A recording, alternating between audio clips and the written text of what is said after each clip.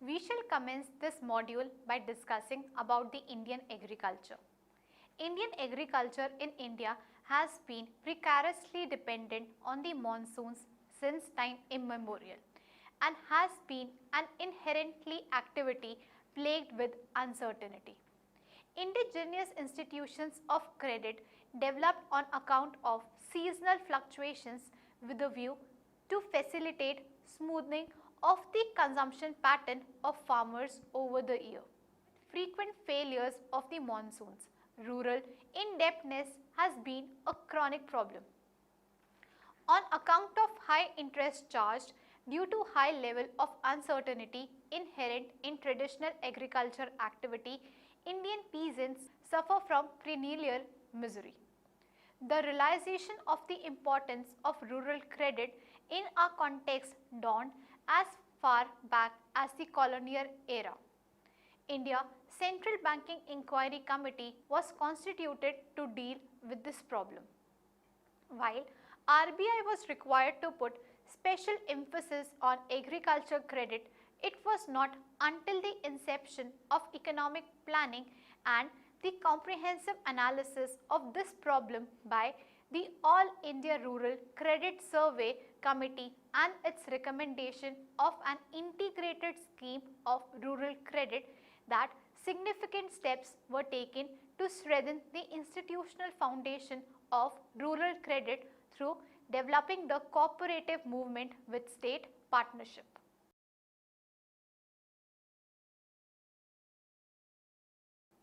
After studying this module, you shall be able to critical significance of credit for agriculture, different phases of evolution of agriculture credit in India, relevance and components of a new approach. Let us now understand the evolution of agricultural credit in India. Inadequacy of agriculture credit has had more than a century of tortuous history. Rakesh Mohan contributed to the literature by dividing the evolution of agricultural credit into a few phases to facilitate an easy comprehension. Different phases of evolution of agriculture credit are elaborated below. Phase 1.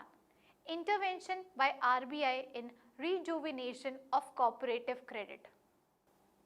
During the period 1935-1950, the Reserve Bank was very actively involved in the attempt to recharge the cooperative credit movement through a number of initiatives. Apart from provision of financial accommodation to the cooperative movement, the RBI played a critical role in the building of the cooperative credit structure. Consequently, it slowly developed into its present structure with two separate arms, one for short-term credit and another for long-term credit. However, even a number of committees were appointed between 1945 and 1950. The efforts did not bring about proportionate results. As late as 1951, the provision of credit routed through cooperatives remained very little. Only 3.3% of the cultivators had access to credit from cooperatives, and the percent of beneficiary from commercial banks was even lower at 0.9%. The problem of agriculture credit was not mere a problem of coverage. There were issues including usurious interest rates and other practices inimical to borrowers. Legislation on money lending was advocated to check such malpractices. Phase 2. The foundation for building a broader credit infrastructure for agriculture. The basis for building a broader credit infrastructure for rural credit was laid by the report of the All India Rural Credit Survey 1954. The report pointed out that agriculture credit fell short of the right quantity and appropriate quality was often off the target. The committee also observed multiple flaws in performance of cooperatives in the sphere of agriculture credit. However, it simultaneously stressed that cooperatives had a crucial role in directing credit to the farmers. Phase 3rd, period of significant change, 1960s to the 1980s. The Agriculture Refinance Corporation (ARC) was established by RBI in 1963 to provide funds by way of refinance, but credit cooperatives still did not function satisfactorily. The All India Rural Credit Review Committee was set up in July 1966. After a detailed analysis, the committee came out with the recommendation that commercial banks could play a complementary role along with cooperatives in extending rural credit. The need for social control and consequent nationalization of major commercial banks in 1969 and 1980 acted as a milestone in the efforts of leveraging the commercial bank system for providing agricultural credit. The idea of priority sector was introduced in 1969 with a view to finance certain neglected sectors including agriculture. Supply of credit to the priority sectors was ensured through a legal requirement that a certain proportion of the total net bank credit must be deployed in these sectors by specific target dates. It was also the case that the 1950s and 1960s had been characterized by a big industrial push with inadequate attention being given to agriculture. It was the 1965-67 drought that provided the flashpoint leading to concentrated attention to agriculture. The Green Revolution ushered in 1960s and 1970s called for adequate availability of credit for purchase of inputs through high-yielding variety of seeds, pump sets for irrigation fertilizer and so on. Despite above mentioned steps, the flow of credit flow to the agriculture sector did not demonstrate any appreciable improvement. On the one hand, commercial banks were not tuned to the needs and requirements of small and marginal farmers, and cooperatives on the other hand lacked requisite resources to cope up with the anticipated demand. Establishment of a separate banking structure was recommended. It was argued that it must blend the local feel and familiarity of rural problems characteristic of cooperatives along with the professionalism and large resource base enjoyed by commercial banks. This led to setting up of regional rural banks (RRBs) following the recommendations of the Working Group on Rural Banks 1975 headed by N. Narasimham. Three separate institutions for providing rural credit emerged by the end of 1977. It is described as the multi-agency approach. The National Bank for Agriculture and Rural Development (NABARD) was set up in 1982 to provide credit for the promotion of, among other things, agriculture. It was in accordance with the recommendations of the committee after it reviewed the then arrangements for provision institutional credit for agriculture and rural development. The entire undertaking of the ARDC and the refinancing institutions of the RBI in relation to state cooperatives and RRBs was taken over by NABARD. Since it came into being, the NABARD has been playing a central role in providing financial assistance, facilitating institutional development as well as supporting promotional efforts in the area of rural credit. The Rural Infrastructure Development Fund (RIDF) set up in 1995-96 is also administered by NABARD.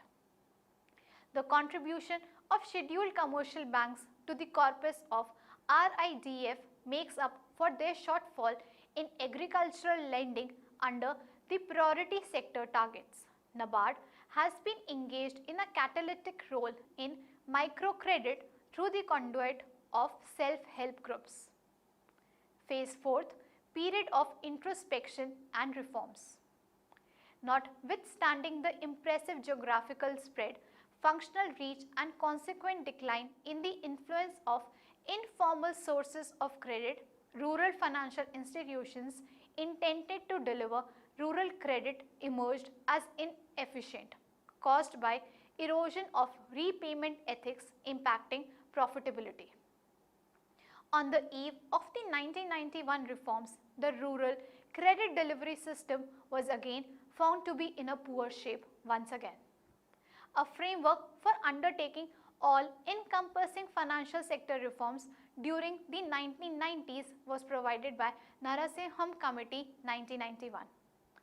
Furthermore, weaknesses in the performance of financial institutions since 1991 resulted in the setting up of various committees, working groups and task forces to look into their operations. They made far-reaching recommendations relating to agricultural credit. A number of steps including adoption of a Model Cooperative Act, state-level mutual assistance funds and setting up of a cooperative rehabilitation and development fund at NABARD was suggested by Kapoor Task Force. Alongside, the Vyas Committee 2001 recommended various means to restore of the health of primary agriculture credit societies PACS. They included the cooperative credit structure on a selective delayering, integration of short and long-term structures and scrapping the cadre system. An advisory committee on flow of credit to agriculture and related activities from the banking system, Chairman S. Vyas, RBI 2004, also submitted its report. Majority of the recommendations of the committee have been actualized by RBI and NABARD. Subsequently, the Government of India had composed a task force to propose a plan for putting a new lease of life into the rural cooperative banking institutions. It was also assigned to assist an appropriate regulatory framework for these institutions. The government declared a host of measures in June 2004 to achieve a 100% rise the flow of agriculture credit over the period 2004-5 to 2006-07 by all financial institutions towards this end. It was proposed to increase agriculture credit by 30% to about rupees 1.05 lakh crore in 2004-2005. The target set for 2004-2005 was achieved. In the Union Budget 2005-2006, it was announced that the government intends to continue with its efforts to nudge commercial banks, RRBs and cooperative banks towards providing credit, particularly production credit, to rural households and firm households. In order to bring about innovation in agricultural lending, it was proposed to request the RBI to look into the issue of allowing banks to adopt the agency model by tapping the infrastructure of civil society organizations, rural kiosks and village knowledge centers for lending to rural and farm sectors. It was also proposed to ask commercial banks, RRBs and cooperative banks to increase the flow of credit by another 30% in 2005-2006. These recommendations being implemented, it was also proposed to accept the report of the task force on revival of rural cooperative credit institutions in principle. Financial sector reforms constituted a core component of the overall structural reforms initiated in 1991 and included various measures in the area of agriculture credit. They included recapitalization of select RRBs, deregulation of interest rate of cooperatives and RRBs, selective deregulation of lending rates of commercial banks for loans, augmented refinance support from RBI and capital contribution to NABARD, constitution of the RIDF in NABARD for infrastructure projects, introduction of the Kisan Credit Card KCC and introduction of prudential accounting norms and provisioning requirement for all rural credit agencies. It was also stipulated that interest rate not exceeding 9% for crop loans up to rupees 50,000 be extended by the public sector banks. We shall now discuss the characteristics of the emergent scenario of agriculture finance. A striking feature of the agriculture credit scene has evolved in India relates to wide regional disparities in the disbursement of agriculture credit by scheduled commercial banks, excluding RRBs. The per capita coverage of agriculture credit in the eastern and northeastern region is extremely low. Since these data pertain to commercial banks, the puzzle before us is why such stark differences should exist between regions. Given that Punjab, Haryana and Western UP are the centers of the Green Revolution, one would have accepted a higher intensity of agriculture credit in the northern region. It is not clear why public sector banks characterized by similar management do and staff behave so differently between regions. If it is feasible for banks to do direct lending for agriculture in the southern states, one does not understand why it is not so in the other regions. Lastly, the magnitude of difference is also a cause for concern. All these issues need much greater research. It needs to be mentioned that in any program of viable agriculture credit extension, the central issue relates to the risk management. Risk management appears to be a crucial determinant of all the problems encountered in agricultural lending. It is found that the proportion of NPAs are indeed higher for agriculture than they are for the non-priority sector. However, they are not as high as those for small-scale industries. Let us now point out the following characteristics of the emergent scenario of agriculture finance. First, it took around 70 years of constant effort for institutional credit to reach a substantial proportion of farmers. Second, with the share of agriculture GDP falling in total GDP, it is to be expected that the share of agriculture credit will go down as a proportion of total credit. But we do need to ensure that it does not fall as a share of agricultural GDP and that it in fact intensifies. Third, there appears to be an urgent need for the adoption of the best modern techniques for risk management in agriculture. Fourth, banks need to adopt a more nuanced approach as between agriculture sectors and regions so as to achieve a better knowledge of agriculture credit needs and risk on a disaggregated basis. One needs to classify different sectors and regions on the basis of level of credit worthiness. One also needs to identify which agriculture activities and regions are getting more credit and why. Clearly, one shirt does not fit all.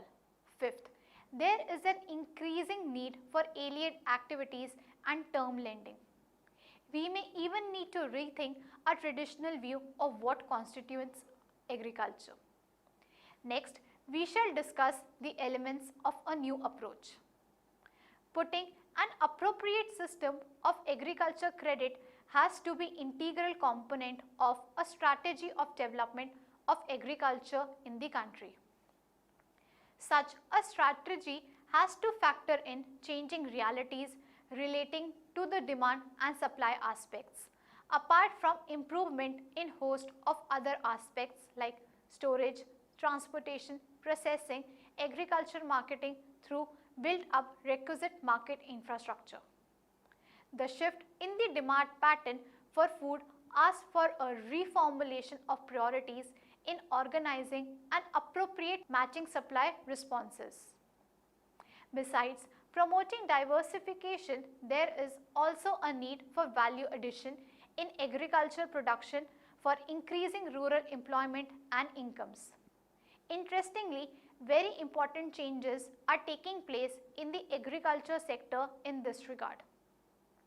There are emerging tendencies of a much closer link among primary producers, trade intermediaries, food processing entities and the eventual marketing of value-added products.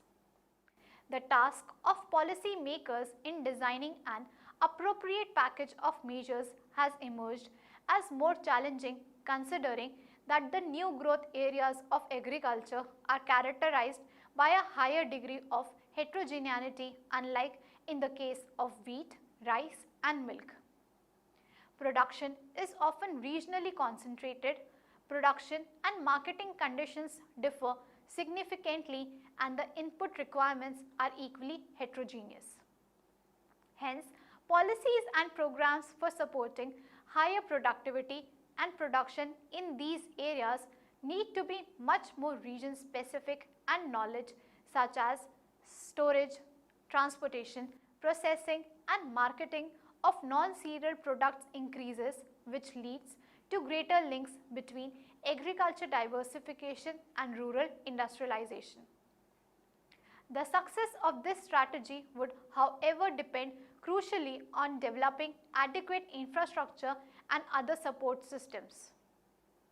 It appears that the monopoly of government-regulated wholesale market has hampered emergence of a competitive marketing system in the country, rendering no help to farmers in direct marketing. An efficient agriculture marketing system provides outlets and incentives for increased production. It contributes greatly to the commercialization of subsistence farmers and hence should be regarded as a core component for development of the agriculture sector. The existing framework of state agriculture produce marketing committee acts will have to undergo a change. If the agriculture markets are to be developed in private and cooperative sectors and are to be provided a competitive environment vis-a-vis regulated markets.